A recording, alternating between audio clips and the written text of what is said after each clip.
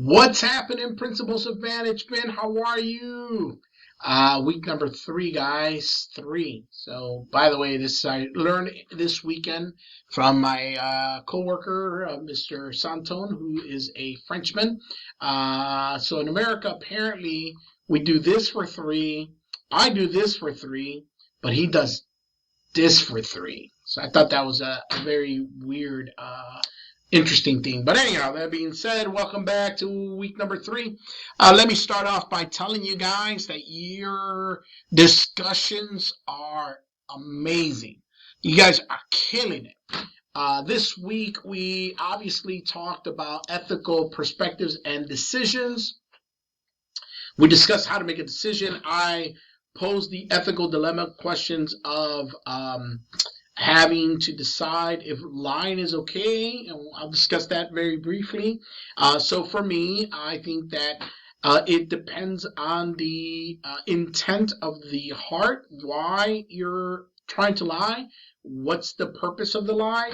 I understand in regards to my own, and I'm not advocating anyone to believe this. I'm just sharing with you my perspective.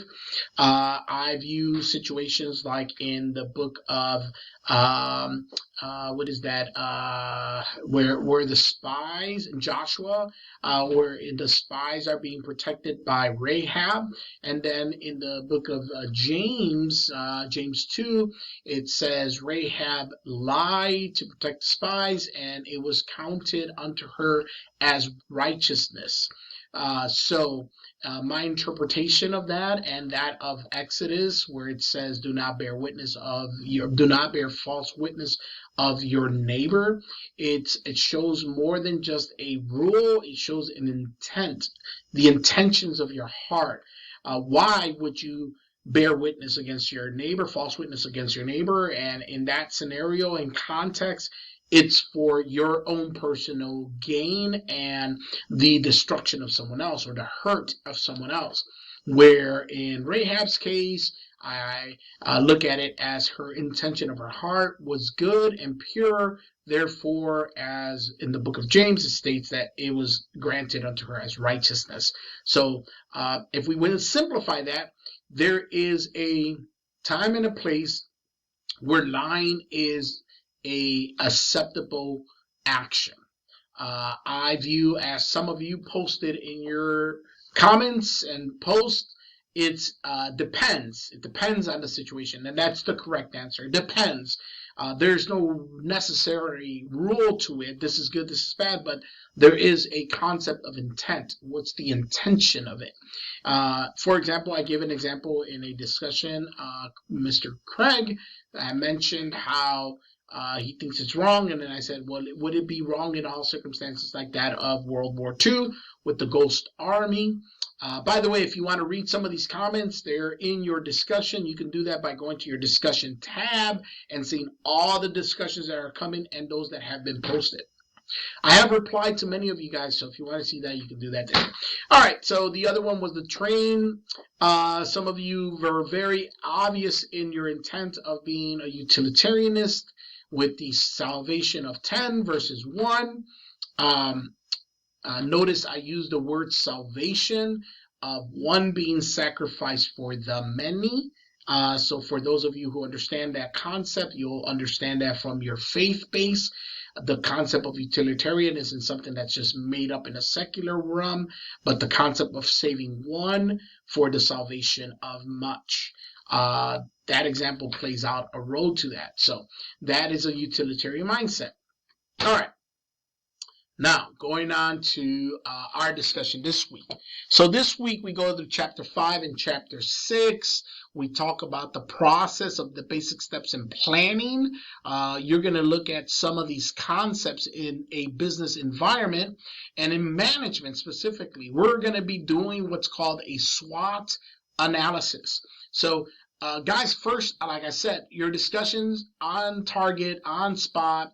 Please look at your grade, look at my comments. Some of you have responded to 2 students, but not to my video. So unfortunately, If you're not watching this video, then you don't even know it exists, and I'm preaching to the choir essentially. But if you're watching this video, you need to respond to this video and to 2 other classmates plus your original post. But this SWOT analysis is a tool that's used in business to look at not only what you have to offer, but that of the environment in which you are a part of. So for my entrepreneurs in the field, you have to ask several questions. A SWOT analysis actually helps you to determine like the strengths, which is the S, the weakness, which is the W, the opportunities, which is the O, and the threats, which is the T. The SWOT analysis, the 2 first parts, the strength and the weakness, are going to be internal. What internally in your business, your strength, and what's the internal weakness. The opportunities and threats are external environments, those things that are outside of your business. So, for example, if I wanted to go back to our basic, simple taco truck business, I want to start a taco truck. What's the strength that I have in my business that no one else has? What's the opportunity? What's the strength that I offer? So in my case, let's just say for brainstorming and for the purpose of this conversation, I'm going to start a taco truck, and my strength's going to be I'm going to make the best, most authentic tacos you can find with quality product. Okay, quality product. I'm not going to sell a 99 cents taco, because in order to do that, I have to find cheap meat, cheap tortillas, cheap cheese, cheap tomatoes, cheap lettuce, cheap whatever. I'm not doing that. I'm only going to use top of the line quality products like filet mignon tacos, something of very quality meat, something, a skirt steak of only the top quality, only the best, only the prime cut, right? Not the generic stuff, not the cheap stuff, the good stuff. I'm going to charge you $3 per taco, but that taco is going to be the best, most flavorful taco you've ever had. I'm going to use the best ingredients. What's my weakness? My weakness is that nobody knows me. There's no name recognition. Laner's taco truck or Mr. Argueta's taco truck, it's not popular. I have no name recognition. What's the opportunity? Opportunity is that I'm mobile. I can move around. External opportunity is that I can go from one company to the next company, park in a park where they're playing soccer or baseball or football, and sell it outside, and I can partner with schools and do fundraisers, and there's a lot of out opportunities in the external environment, right? The other opportunity is that Dalton is a minority majority. There's a lot of Hispanics in this area, so they instantly will know what a taco truck is and understand the flavors. What are the threats externally? The threats on the outside environment of my business is that there is 1,001 different taquerias in this area. I have an issue. There's also an issue where there's a cultural shift, where people are now thinking about what they're eating. They want to be more gluten-free, vegetarian, vegan, an array of different diets, right? So I might not meet the cultural shift of eating healthier, right? So that might be a threat to my environment. The other threat is weather. Simple as that, right? If it rains, people are not going to stop in a taco truck. If it snows outside, if it's too cold, if it's too hot. So the environment, the actual weather can be a potential threat. So it doesn't allow me to do business 365 days a week while a store would. So the goal here is for you to select a business that you're familiar with and create a SWOT analysis. Please, before you create your SWOT, go and do some research. Do look at what other SWOTs look like. Replicate that. Now, your creativity to me is important, because as a manager, as an entrepreneur, as a business individual, as a professional, your presentation is going to be important. My job is to challenge you a little further. So you're in a business class, and I'm trying to push you to that level of excellence that's expected in the workplace. So give me your best SWOT analysis. So as always, no need to mention this, but just want to make sure please make sure you're presenting your own work. I do not want to deal with plagiarism because then I would have to report you and it becomes a bigger deal. Let's not do that. So please, guys, use this opportunity to grow as an individual, especially in this management field. I got a coffee that might actually surprise some of you. A lot of you have heard of Café Bustelo. So this one is Café Bustelo with chocolate. So it's like a Puerto Rican mocha. Uh, it's pretty darn good. So I don't put any creamer. I don't put any sugar. I just brew it. This is a K-cup.